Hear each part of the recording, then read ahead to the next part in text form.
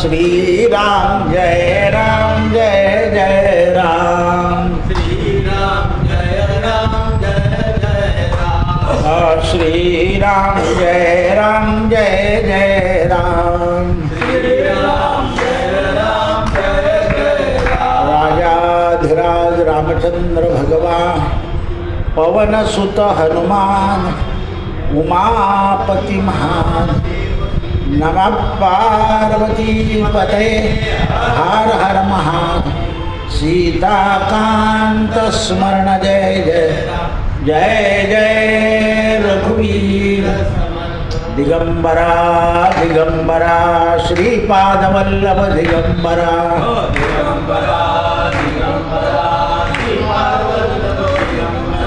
दिगंबरा दिगंबरा श्रीपादवल्लभ दिगंबरा,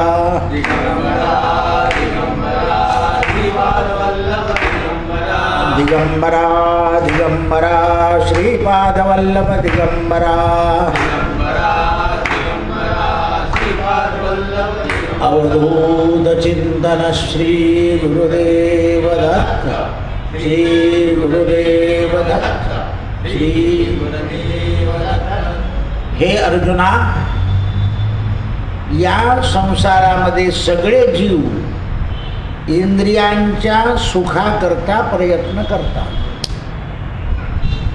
पण विषय सुखापासून त्यांना अनुभव येत नाही। ज्या वेळेला त्या ब्राह्मणाने मला हे ज्ञान सांगितलं, तेव्हा माझे इंद्रिय म्हणाले, हे भूदेवा, आम्हाला कोणाचं साह्याची गरज नाही। आपले इंद्रिय काय म्हणतात, कोणाच्या साह्याची गरज, तुमचं बरंच गेलं, हे फक्त प्राणापानाला सापडले तुम्ही, फार सुंदर गेलं वर्णन।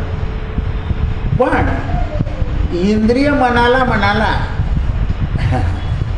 इंद्रिय मनाला म्हणाले आम्हाला कोणाची सहाय्यता नाही, तेव्हा मन म्हणालं तुम्ही माझ्या ताब्यात आहे, मनःषष्ठानी इंद्रियानी। हे ते इंद्रिय आहे ते मनाच्या ताब्यात आहे, पण मन मोकाट आहे। मन जर बुद्धीच्या ताब्यात राहील तर इंद्रिय शाबूत। इंद्रिय म्हणताय आम्हाला तृप्त व्हायला लागतं, असं आपले जे इंद्रिय आहे ना, आता भूक लागली की असं वाटतं की खूप खाऊन घ्या, खाऊन तृप्त होत नाही, उलट खाऊन जास्ती खाऊन काय होईल। म्हणून इंद्रिय आपल्याला काय सांगितलं आहे, 2 घास कमी, आपली गावठी भाषा सांगतो, जेवताना 2 घास कमी येऊ दे नाही, कारण त्याच्याने तृप्ती नाही होत। इंद्रियांचे लाड पुरवण्याने तृप्ती होण्याच्या ऐवजी दुःख होत। इंद्रियों के घोड़े संयम में पड़े, नहीं तो अडे तो अडे। आणले की आणले, मला त्याच्यापासून होतच नाही, उठून मीठ घ्यावं लागतं असं आहे। म्हणून त्यावेळेस मन म्हणालं की मला तृप्त होण्याकरता तुम्हाला प्रयत्न करावे लागतात, मी तृप्त झाल्याशिवाय तुमची तृप्ती कुठे आहे। जीभ म्हणाली मना, अरे मी जर नाही ठरवलं चांगलं वाईट तर तू तृप्त होऊ शकत नाही। बा कसं युद्ध चाललंय मनाचं। सर्वसाधारण लोकांना म्हणलं हे काय लावलं, पण ज्ञानी लोकांना बरोबर कळून जातं। बुद्धीने जर ठरवलं नाही आज जसं आलंय ना तसंच खायचं तर काम संपलं, पण बुद्धी काय म्हणते मग जरा मजानी येणार म्हणजे मग ते मीठ घ्यायला उठेलच ते।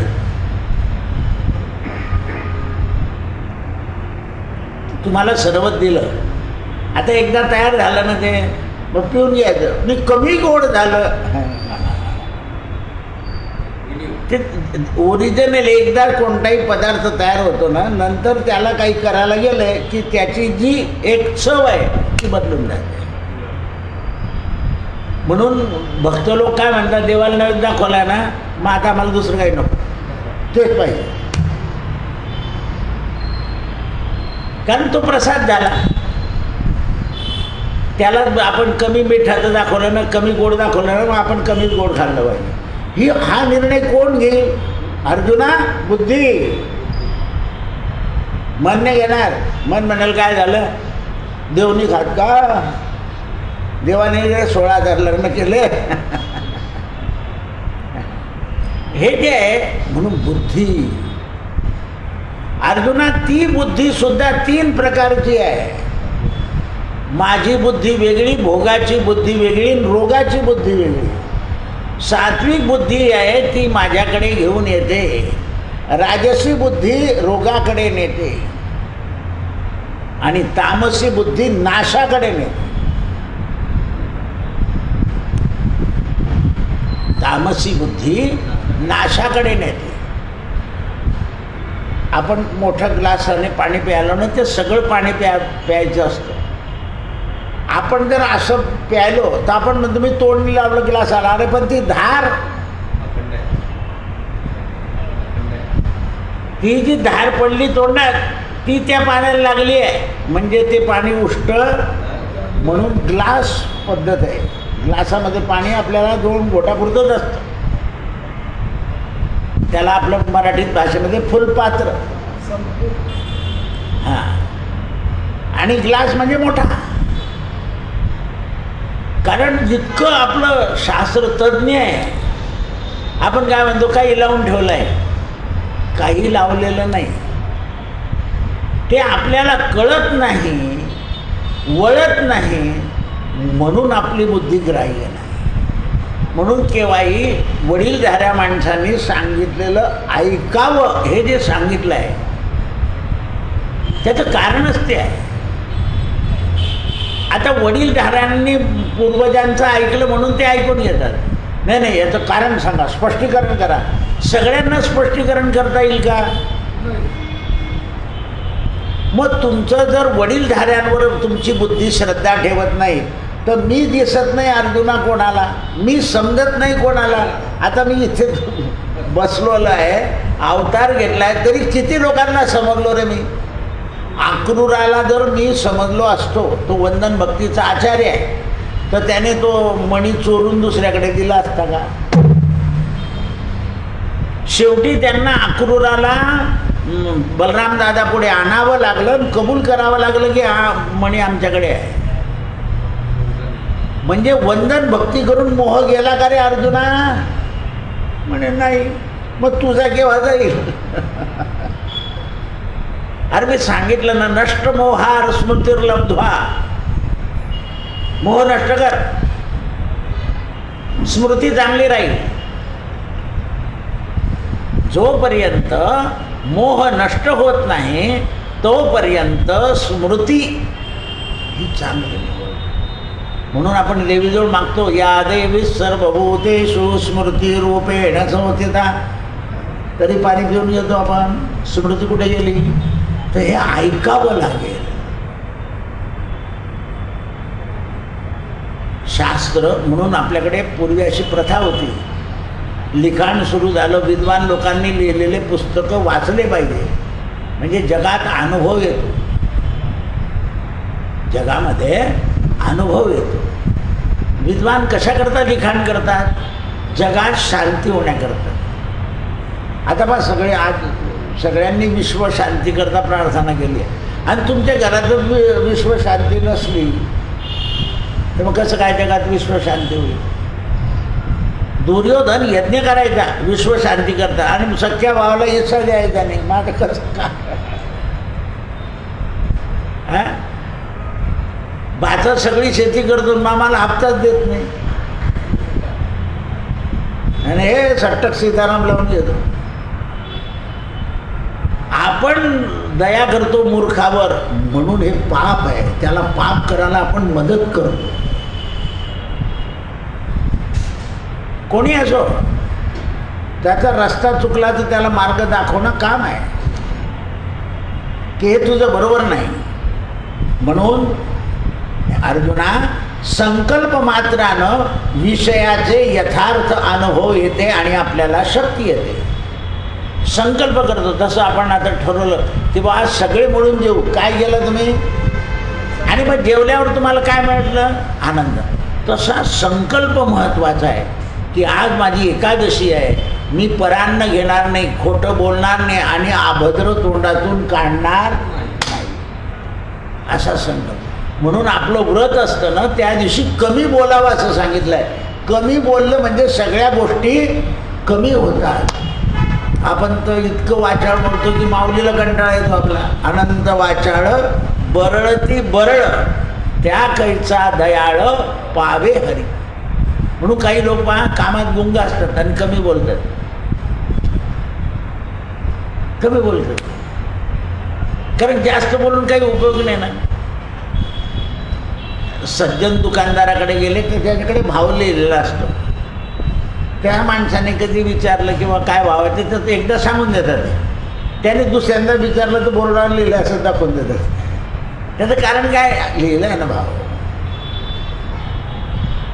असं आहे ते. मला क्वालिटीप्रमाणे भाव आहे.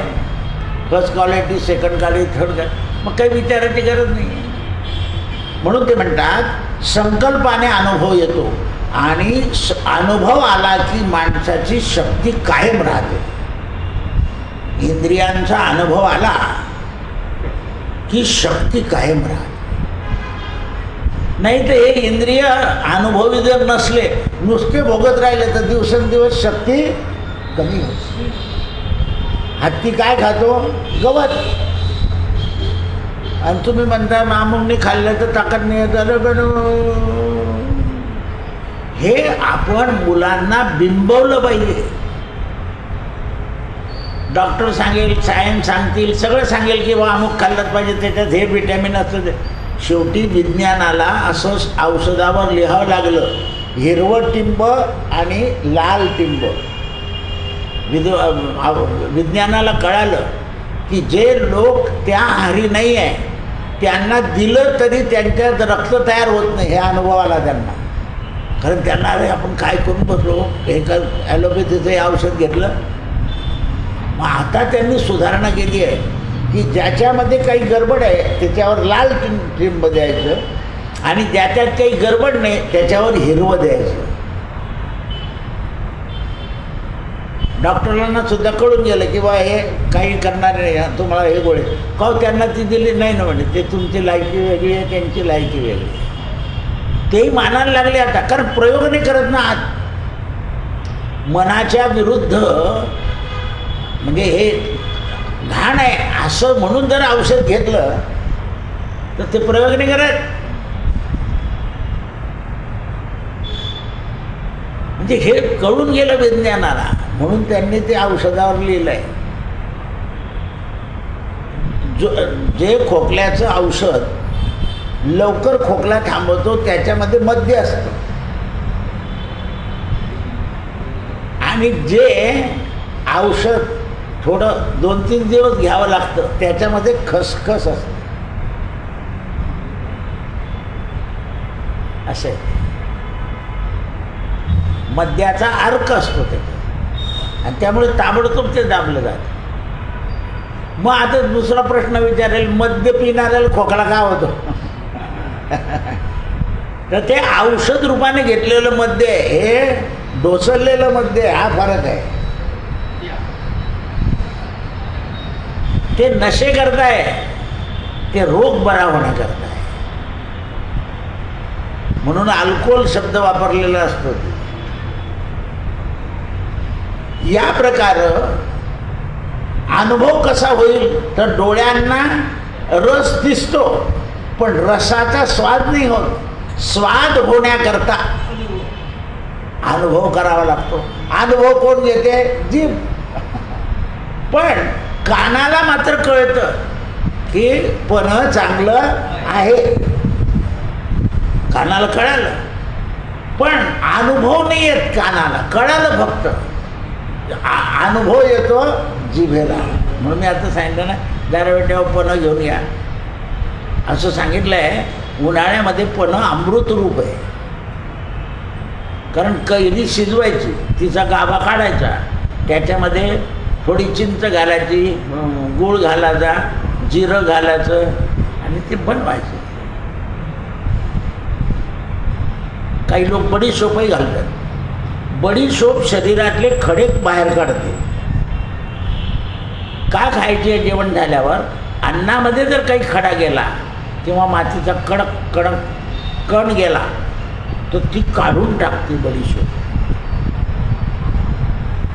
पण आपण तिला भाजायला लागलो, गोड करायला लागलो, काय म्हणजे काही तिथे राहिलं नाही. ओरिजिनलपणा ठेवतच नाही. हिरवीगार पाहिजे बडीशोप. थंड आहे ती. जिरं थंड आहे, मोहरी गरम आहे. असं आहे. म्हणून उपासाच्या फोडणीला मोहरी चालत नाही, जिरं टाकावं लागतं. म्हणून कानाच्या द्वाराने गंध येणार नाही. वास चांगला आहे, कानाला ऐकायला येईल, पण गंध घ्यायचा असेल तर नाकाकडे जावं लागेल. नाकाला ग्रहण करण्याची शक्ती आहे आणि जिव्हेच्या द्वारानं रसाची शक्ती आहे. स्पर्श त्वचेच्या द्वारानं आहे आणि शब्द कानाच्या द्वाराने आणि बुद्धीच्या द्वारानं सगळ्यांचा अनुभव घ्यायचा आहे. पण बुद्धीला प्राणाने सांगितलं की हे बुद्धी, मी तुझ्यात नसेल तर तू काही उपयोगाचे नाही. ज्या माणसाची प्राणशक्ती कमी झाली आहे, म्हणजे ज्याला श्वास लागला आहे, त्याची बुद्धी काम करत नाही. आता प्राण आपान यांचा संवाद आहे. दोन वायू आहे आपल्या शरीरामध्ये. प्राण घेतल्यानंतर जर आपान हा व्यवस्थित बाहेर नाही पडला तर सगळ्या शरीरामध्ये धुमाकूळ आहे. गॅस ट्रबल वरतून येतो ना, तो उदान होऊन जातो. तो आपान झाला पाहिजे, तो उदान होऊन जातो. ब्राह्मणानं सांगितलं हे 5 होते, हे यज्ञाचं विधान आहे. 5 ज्ञानेंद्रिय जे आहे हे यज्ञाचं विधान आहे. शब्द, रस, रूप, गंध आणि स्पर्श. कान, डोळे, नाक, जीभ आणि बुद्धी हे विधान आहे. आता याविषयी एक प्राचीन दृष्टांत आहे. प्राण, आपान, उदान आणि समान आणि व्यान हे 5 प्राण जे आहे, विद्वान लोक यांना श्रेष्ठ मानतात. सुंदर कथा आहे. तेव्हा ती ब्राह्मणी म्हणाली, महाराज तुम्ही हे मला सांगितलं, पण पहिल्यांदा मला असं समजवा, 7 आता 5, हे 5 जे आहे हे कोण आहे? तर म्हणाले हे यज्ञामध्ये पडलेल्या आहुती आहे. शब्द ऐकला म्हणजे कानात गेला, तो स्पर्श केला, आपल्याला अनुभव आला. जसं यज्ञामध्ये तीळ तूप टाकलं की त्या तीळ तुपानं जो सुगंध आणि वायू रूपांतर होतं, ते तसं प्राण, आपान, उदान आणि समान हे समान राखलं गेलं पाहिजे. मग हे 5ही प्राण समान ठेवण्याकरता काय आहे? तर प्राण म्हणतो मी प्राणायामे विनियोगः. पूजेला सुरुवात झाली, गुरुजीने पहिल्या प्रथमच सांगितलं आहे प्राणायाम करा 5 वेळा. नमो भगवते मंत्रस्य, नमो भगवते वासुदेवाय मंत्र म्हणायचा आणि 5 वेळा प्राणायाम करायचा. 5 वेळा प्राणायाम केल्यानंतर हे 5ही प्राण जे आहे ते स्थिर होतं आणि मग स्थिर झाल्यावर पूजेकडे लक्ष लागलं पाहिजे. लोक प्राणायाम कर, त्याला वेळ द्यावा लागेल तुम्हाला, आपण देत नाही. नेत्रोदक स्पर्शा गुरुजीने सांगितल्यावर सुद्धा चष्म्याला लावू का, चष्मा काढू का, काय करू, असं करायला लागलं. डोळ्याला पाणी लागल्यानंतर शरीरातली स्थिरता येते. आचम्य 3 वेळा पाणी प्यायचं आहे. कोणाचं नाव घेऊन? केशवाय नमः, माधवाय नमः, गोविंदाय नमः.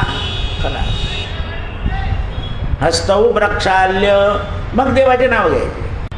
कारण याच्यामध्ये तीर्थ गेलं, पळीने पाणीने भेगाचं तोंडात गोविंदे ते तीर्थम असं बोट केलं की गोविंद तीर्थ होतं, म्हणून ते आत जाय. हा असा यज्ञ होतो. ब्राह्मण म्हणाले, हे प्रिये, वायू प्राणाच्या द्वारानं माणसाला पुष्ट करतो आणि अपान रूपानं त्या द्वारानं पुष्ट करून व्यान रूपानं सुद्धा पुष्ट करतो, उदान रूपानं सुद्धा परिपुष्ट करतो. म्हणून पाची वायू हे समान पाहिजे. एक जरी बिघडला शरीरातला तरी अस्वस्थ वाटतं. मग आपण काय करतो, थोडंसं फिरतो किंवा बाहेर जाऊन येऊन उंटो. बाहेर गेल्यानंतर आपले विचार कमी होतात आणि त्या प्राणाची हालचाल स्थिर होते. नुसतंच बसून राहिलं तर प्राणामध्ये आणि 5 प्राणांमध्ये गडबड होऊन जाते. म्हणून बरेच वक्ते काय करतात, बोलून झालं की पोटामध्ये वायू साठतो, एक पान खातात ते. आता खाऊ नये खरं आहे, पण का खातात ते, तर प्राण स्थिर झालं पाहिजे. आता पानामध्ये पान जे आहे, आपण नागेवलीचं पान, याच्यातला रस हा प्राणाला योग्य आहे. म्हणून आपल्या संतांनी देवाला विडा ठेवला आहे. आता हे बाकीचे लोक नाव ठेवतात, ते बी पान खातात, देवाला बी पान खावलं जातात. आता त्यांना समजत नाही ते. भक्ती ते पान, वैराग्य तो चुना. काय सांगितलंय, भक्ती ते पान, वैराग्य तो चुना, ज्ञान ते काथ, प्रीती ती सुपारी, निश्चयाची लवंग खोचली त्यासी. हे जे स्वरयज्ञ आहे, या ठिकाणी वायू आणि कफ दोन्ही साचून जातात बोलल्याने. आणि तो कफ साचला की हे का चुना गेलं की त्याला.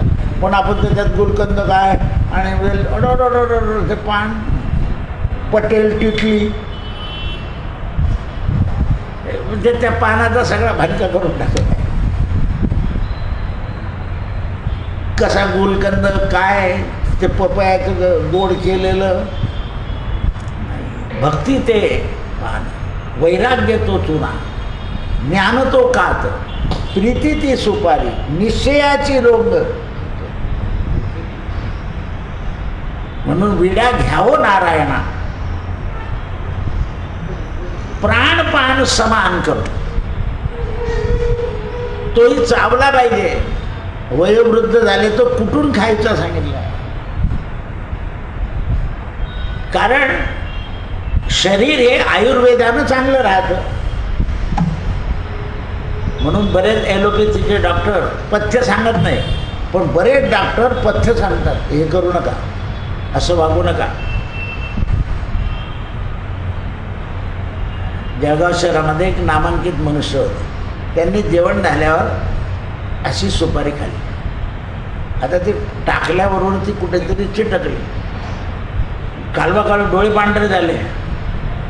रस्त्याने म्हणे रिक्षेत न्या, रिक्षेत. तर एक आयुर्वेदिक डॉक्टर चालले, काय झालं म्हणे काकांना. म्हणे जेवण झालं, लगेच त्यांना झालं. त्यांनी मान घेतली आणि मानेवर सरका म्हणे बाजूला असे थाप मारली. थाप मारल्याबरोबर सुपारीचं घाण बाहेर आलं. काका उठून बसले. नाही तर कुठे गेले असते ते. सगळी चेकिंग बेकिंग करून काय करत होते ते. संध्याकाळी जेव्हा दर्शनाला म्हणे, दादा जेलमधून निर्दोष सुटलं म्हणे. म्हटलं काय झालं. आणि म्हणे दुपारी असं खाण चाललं गेलं, गडबड झाली. पण एक कोणीतरी आलं, म्हटलं तुम्ही रामाचं दर्शन करता म्हणून तो रामाने पाठवला की गडबड नको करू. ती राईत मनुष्य होता. बरं नंतर म्हणे आम्हाला त्याच्याशी परिचय करायची वेळ आली. ते निघून गेले. खाण पडल्यावर निघून गेले. नाही तर डोळे पांढरे करून दिले होते, न्यायची तयारी होती दवाखान्यात. पण त्यांनी इथे मारले. चापट मारल्यावर खडा बाहेर आला. त्यांना जाऊ दे म्हणे, काय झालं. ते संध्याकाळी दर्शनाला त्यांनी इतिहास सांगितला. आज तो मला सांगायला तुम्हाला उपयोगाला आला. काही काही लोक घटना घडून गेली ना, तर ती देवाची कृपा मानून देवासमोर येतात. मोठं कठीण असतं. तर त्यांना माहिती असतं की त्यानेच हे आपल्याला वाचवलं. म्हणून त्यावेळेला त्या ब्राह्मणानं आपल्या ब्राह्मणीला सांगितलं आणि भगवंताने अर्जुनाला सांगितलं, अर्जुना, समान रूप जो आहे तो या 5 वायूनं पितामहा ब्रह्मदेवाला प्रश्न विचारले होते. या वायूने ब्रह्मदेव की भगवान, आमच्या पाचींमध्ये श्रेष्ठ कोण? हे जे 5 प्रश्न भाऊला आल्यावर सांगितलं की आज लक्षपूर्वक आहे की या 5 मध्ये आम्ही कोण श्रेष्ठ? प्राणवायू का, अपान का, उदान का, समान? तेव्हा ब्रह्मदेव म्हणाले, वायुगणा हो, प्राणधारी शरीरामध्ये स्थित तुम्ही लोक प्राणाशिवाय राहू शकत नाही. तुम्हाला प्राणामध्ये लय निर्माण करावा लागतो. म्हणजे तुमचा जो रूप आहे ते प्राणामध्येच मिळवावं लागतं. प्राण गेल्याशिवाय आपण होईल का? नाही ना. आधी प्राण द्यावा लागेल आणि तोच प्राण काय करतो, सगळ्या शरीरातून फोडून दुसऱ्या नाकातून व्यान काढतो. तुम्ही प्राणातूनच उत्पन्न होता आणि प्राणातच तुम्हाला लय करायचं आहे. पण तुमच्या मदतीशिवाय प्राण सुद्धा काही करू शकत नाही. अपान, उदान आणि समान. कारण शरीरामधल्या रक्ताभिसरणामध्ये कफ व पित्त आणि वात हे 3 गुण निर्माण होतात अन्नापासून. आणि त्या 3 गुणांना घर्षण करण्याकरता आपलं जठर म्हणजे मिक्सर आहे एक प्रकारचं. आपण घाईत खातो, आचरवचर खातो, ते मिक्सरला त्रास होतो. खर खर खर. समजा पोट रिकामं राहिलं तर वायू धरतं, आवाज येतो. बऱ्याच लोकांच्या पोटाचं कान लावलं तर पूर्वी लोक पोटाला कान लावून म्हणायचे की याचा वायू कुठे चालला आहे. आणि म्हणून हा अंगठा नाभीमध्ये घालून ते असं बोट फिरवतात. ते त्या प्राणांना समान. आपल्याकडे बायापूर्वी काय करायचं, दिवा लावायचा आणि त्याच्यावर तांब्या ठेवून द्यायचा. म्हणजे असा ओढला गेला की 5 प्राण स्थिर होतात. साधं कसं काही तुम्ही तेल बिल चोळलं तरी आपण सरकून जात. एकदा आपण सरकला म्हणजे वरचं जे उदानाचं वातावरण आहे, कारण उदान वाढला म्हणजे बेचैनी येते माणसाला, झोप लागत नाही, उठून बसावं असं वाटतं, वेडेवाकडे स्वप्न पडतात. कारण पचन संस्थाच बिघडते ना. म्हणून पचामेन्नम चतुर्विधम, पाचक पदार्थ पाहिजे. म्हणून आता विज्ञानानं सुद्धा कबूल केलं ना, जेवणात थोडं ताक नाही तर दही आवश्यक आहे. म्हणून आपल्याकडे जेवण झाल्यावर दही भात, ताक भात खाण्याची पद्धत आहे. किंवा ताक पिऊन घ्यायचं, पण ताक गोड पाहिजे, म्हणजे आंबट नको. आणि एकदम 2-1 ग्लास नाही मारायचं.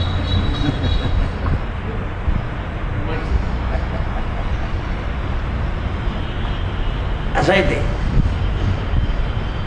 म्हणून ते म्हणतात की तुम्हाला त्याच्यामध्ये विलीन व्हायचं आहे, संचरित राहायचं आहे आणि शरीरामध्ये संचार करायचा आहे.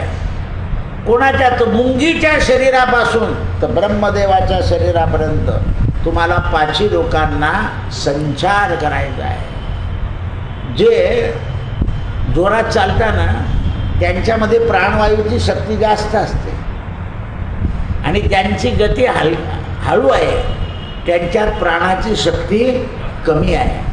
म्हणून प्रयोगामध्ये दौडके चल, जेवढं पळतो मनुष्य तेवढी प्राणशक्ती वाढते. फुफ्फुसाचं स्पंदन जे आहे, मग जवानांना पळवता का बरं सकाळी आधी? असं आहे ते. जलद गतीने. काही लोकांचं स्थिर काम असतं,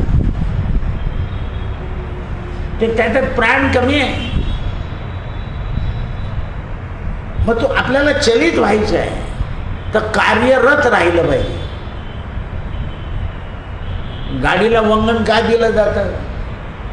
कार्याला पडली पाहिजे. शरीरामध्ये ग्रीस का घातलं? त्याचं कारण आहे. म्हणून ते म्हणतात प्राण्यांच्या शरीरामध्ये प्राण हा लीन आहे, तो संचरित झाला पाहिजे. त्याचा संचार झाला म्हणजे प्रकृती स्थिर राहते. म्हणून प्राणवायू हा एकदा लीन झाला की काम संपलं. पहा तुम्ही, प्राण जाताना सुद्धा बऱ्याच लोकांचं तोंड उघडं राहतं, त्याला तोंडातून बाहेर पडावं लागतं. काही लोकांच्या डोळ्यातून बाहेर पडतो आणि ज्ञानी लोकांचा ब्रह्मांडातून बाहेर पडतो. डोळेही बंद असतात, तोंडही बंद आहे. आणि अधोमार्गाने म्हणजे मलमूत्राच्या द्वाराने सुद्धा प्राण बाहेर पडतो. आता विज्ञानानं म्हणजे मनुष्याला जर घरापर्यंत पोहोचवायचं असेल ते एक इंजेक्शन आहे, डेकाडोना म्हणून. हे जर त्या सिरियस माणसाला टोचलं तर घरी जाईपर्यंत त्याची प्राणशक्ती चालू असते. पण तुम्ही आंघोळीला उभा केला की लघवी होते आणि प्रातर्विधी होतो. आपल्या वाटतं जिवंत आहे, नाही. ते डॉक्टर सांगतात यांना उभं केलं की खालून मळ बाहेर पडेल, म्हणजे तेव्हा तो सटतो. त्याचं नाव आहे डेकाडोना. असं प्राण शब्द.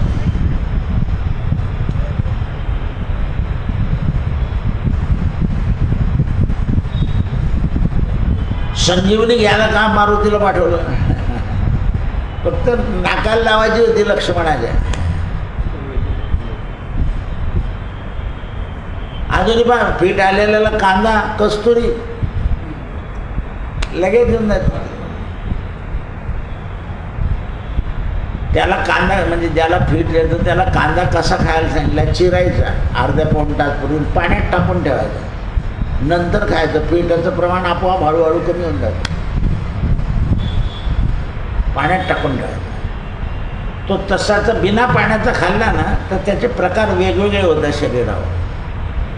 कस्तुरी सांगितले आयुर्वेदामध्ये त्याला.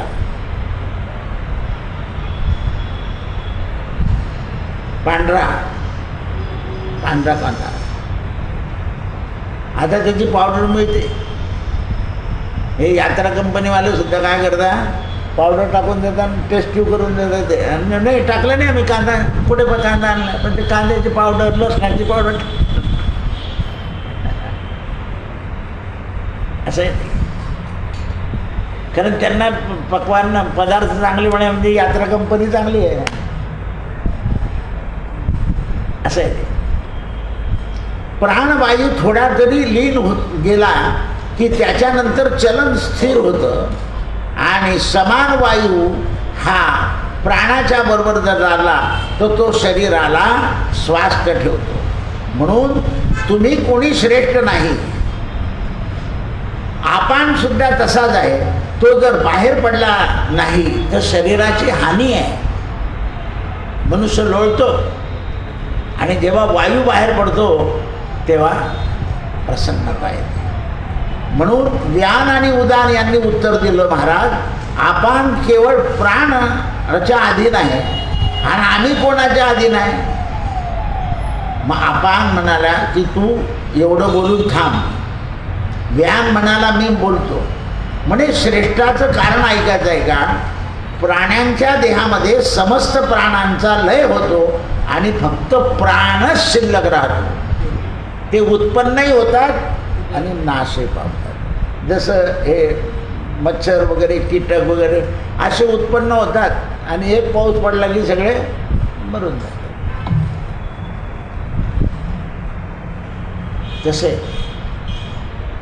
तसं आपल्या शरीरामध्ये हे सगळे प्राण निर्माण होतात आणि निर्माण झाले की आपण प्राणायाम केला की ते स्थिर होऊन जातात. हे ऐकल्यावर व्यान पुन्हा म्हणाला, महाराज आम्हाला समानही म्हणतात, मी सगळ्यात श्रेष्ठ आहे का? म्हणाले युक्तिवाद करून श्रेष्ठ होणं वेगळं, पण मुळामध्ये श्रेष्ठ असणं. आज त्या झारखंडला एका माणसाने 144 गुन्ह्यांवर साक्ष दिली, एकच माणूस. आणि तो साक्ष देणारा ड्रायव्हरचं काम करत, तर पकडला. 144 गुन्ह्यांवर एकच साक्षीदार. काय कसं काय न्यायालयावर लोकांचा भरोसा राहील? कसं धकलं इतक्या वर्ष? म्हणून ते म्हणतात त्यावेळा उदान म्हणाला मी श्रेष्ठ आहे. ब्रह्मदेव म्हणाला कसा? म्हणे मी सगळ्यांच्या प्रकृतीमध्ये ऊर्ध्व मार्गाने चालतो. म्हणे ऊर्ध्व मार्गाने चालून प्रकृती काय होते? अस्थिर. जो स्थिर आहे तो श्रेष्ठ आहे. त्याची प्राज्ञा स्थिरावली. केव्हा? सुखदुःखाच्या वेळा, मानापमानाच्या वेळा. मान मिळाला तरी ठीक आहे, नाही मिळाला तरी ठीक आहे. अहो पूर्वी गंध लावून भानगडी व्हायचे, लोक उठून जायचे, त्याला गंध लावला आधी मारा पावलं, त्यामुळे आता गंधच बंद होऊन गेला. त्या द्वारकेला मी एक गंमत केली होती ना, की भगवंताने काय केलं, सुदामांच्या कपाळी पूजा करताना गंध लावला आणि गंध लावताना त्याच्या प्रारब्धातला धनक्षय खोडून टाकला. दुसऱ्या दिवशी सकाळी सगळे ते बाजारपट्ट धरून गंध लावून आले.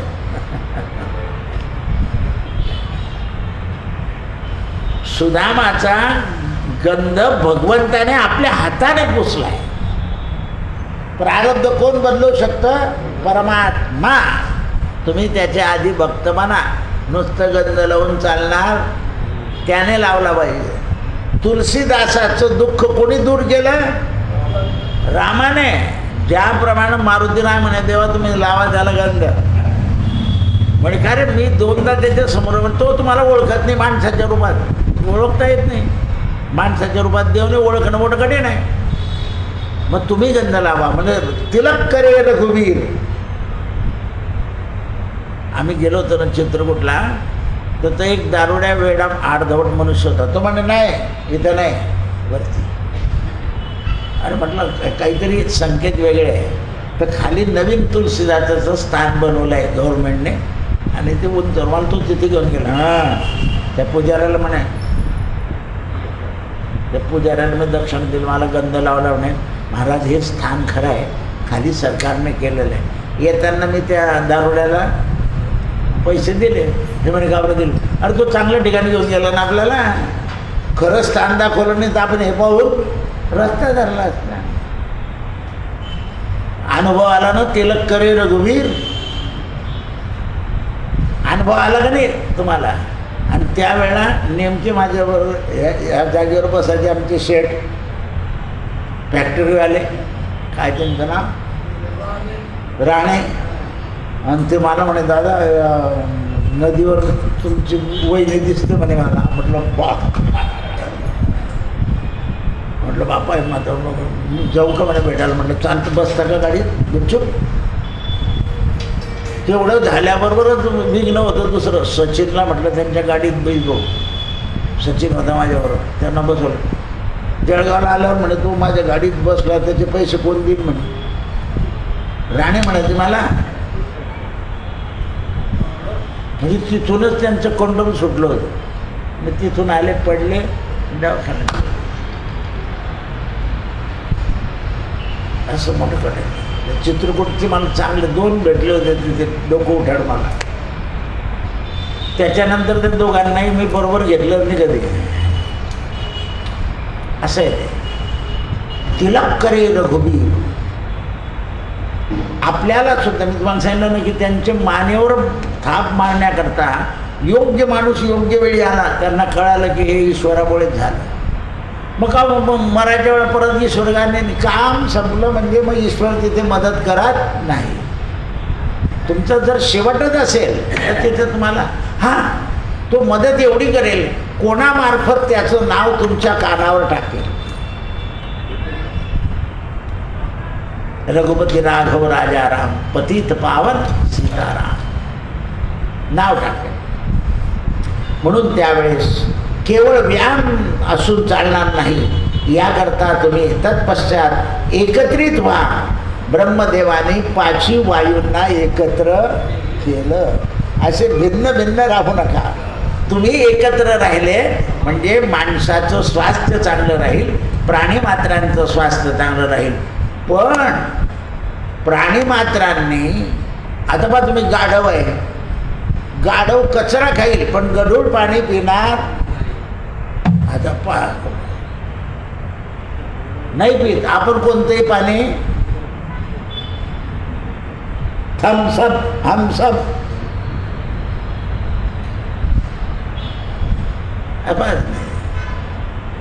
ते परवा ते रामनवमी होते ना, आमची एक पोरगी आहे ते सकाळी तिथे पाणी घेऊन आली. ते चढलं मेडिकलमध्ये मिळतं ते. ऋषिकेशला म्हणे दादा कीर्तनावर राहते त्याच्या आत दे. तो काहीच बोलला नाही तिला. ती दुसऱ्या दिवशी आली, म्हणलं बेट्या असं पाणी मला पिता नाही येणार, तू आणलं तर तुझ्या दिराला पाजलं. म्हटलं मी काही पिणार नाही आता याच्या पुढे, तू असं आणू नको. किंवा यांना उभं राहायचं आहे. मनामध्ये आदर होता. तिला समजून सांगितलं मला नाही पिता येणार असं. लिंबाचं सरबत करून पिता येईल, त्याच्यात ती कमी साखर टाकावी लागेल. म्हणजे हे गोष्ट लक्षात ठेवा. काय करतो लिंबू?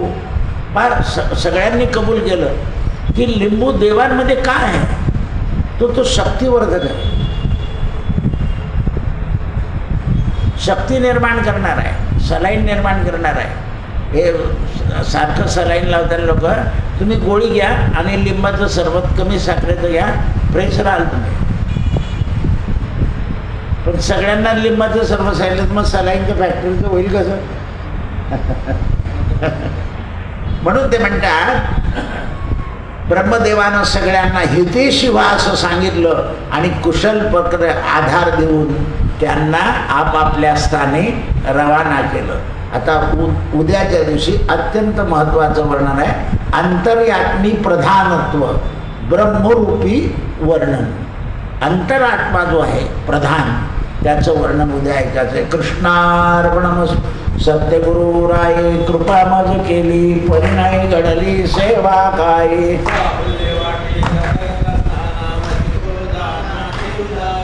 भोजना मागती तू शिर पहिला विसर.